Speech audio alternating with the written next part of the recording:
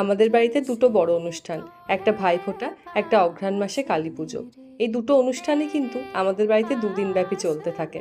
সেই ছোট বয়স থেকেই দেখে আসছি আমাদের এই প্রথম দিনটায় মাছের টক ঝোল বানানো হয়। আমি জানি না এটার অন্য কোনো নাম আছে কিনা, আমাদের বাড়িতে এটা মাছের টক ঝোলই বলা হয়। প্রথমে মাছগুলোকে নুন হলুদ মাখিয়ে ভেজে তুলে রাখতে হবে।